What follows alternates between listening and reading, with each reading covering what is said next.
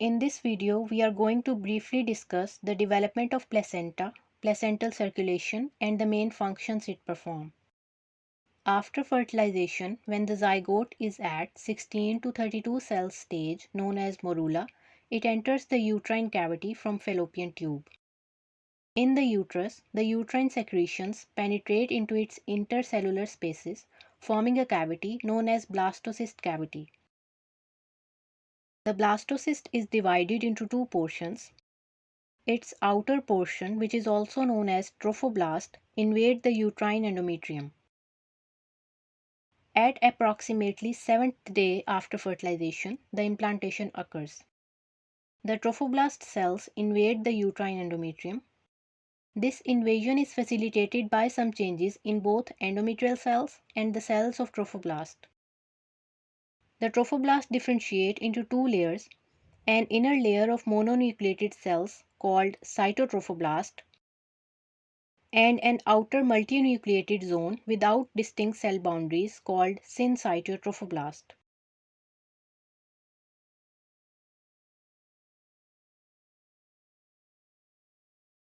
From day 8 onward after fertilization, as the blastocyst is more deeply embedded in the endometrium, some vacuoles appear in syncytotrophoblast. These vacuoles fuse and form lacuna. Syncytotrophoblast layer also erode the endothelial lining of maternal capillaries, which are very congested and dilated at this point, known as sinusoids. The syncytial lacuna become continuous with maternal sinusoids, and the maternal blood begins to flow through trophoblast system, initiating the uteroplacental circulation.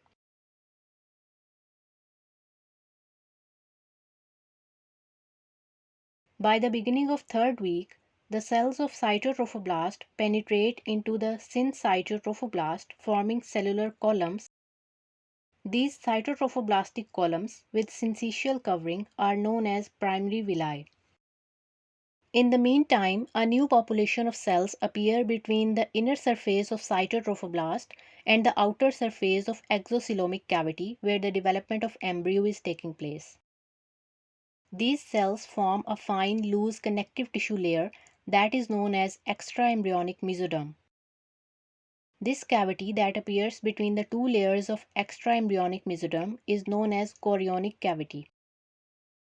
The only place where the extraembryonic mesoderm traverses the chorionic cavity is the connecting stalk, which will develop into the umbilical cord later on. During further development, the mesodermal cells penetrate the core of primary villi and begin to differentiate into blood cells and small blood vessels. At this point, these villi are known as definitive placental villi. These blood capillaries make contact with each other, giving rise to extraembryonic vascular system. These vessels also establish contact with the intraembryonic circulatory system via connecting stalk, forming the connection between placenta and embryo. By the beginning of fourth week of development, the cells of cytotrophoblast penetrate syncytium until they reach maternal endometrium, where they invade the spiral arteries of uterine wall and transform them from small diameter high resistance vessels to large diameter low resistance vessels that can provide increased quantities of maternal blood to intervillous spaces. The capillaries in the villi are in contact with the vessels in the chorionic plate. Chorion is another name for this layer of mesoderm. During further development, the cytotrophoblastic cells and some connective tissue cells disappear. The uterine endometrial cells that are taking part in the formation of placenta are called the decidua. The decidua projects into the intervillous spaces, forming a number of decidual septa. These septa has a core of maternal tissue, but their surface is covered by a layer of syncytial cell, so that at all the time the maternal blood is separate from the fetal tissue. These decidual septa do not reach this extraembryonic mesodermal layer, which we call chorionic plate, so the contact between the intervillous space in various compartments is maintained. 80 to 100 spiral arteries pierce the decidua and enter the intervillous spaces. The pressure in these arteries allow nutrients and gaseous exchange between maternal and fetal circulation. The placental membrane, which is sometimes called the placental barrier, consists of three layers: the endothelial lining of fetal vessel, the connective tissue in the villus core, and the syncytial trophoblast. This thin layer is not a true barrier because many substances pass through it freely, but there is no free mixing of maternal and fetal blood. The oxygenated blood flows through a single umbilical vein into the fetus, while two umbilical arteries return the deoxygenated blood from fetal arteries to placenta.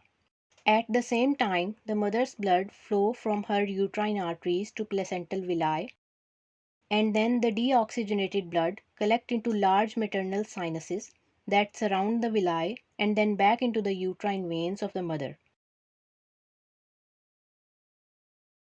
Coming to the functions of placenta, the main functions of placenta are gaseous exchange, such as oxygen and carbon dioxide, and the exchange of nutrients and electrolytes between maternal and fetal blood streams. Another important function is the transmission of maternal antibodies from mother to fetus.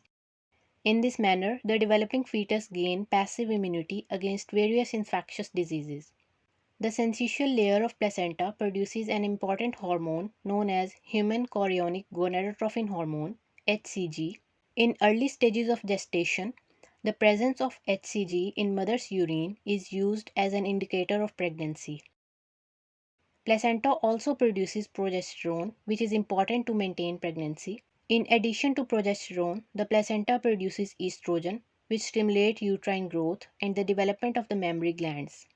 Another hormone produced by placenta is somatomammotrophine, previously known as placental lactogen. It is a growth hormone-like substance that makes mother somewhat diabetogenic. It also promotes breast development for milk production.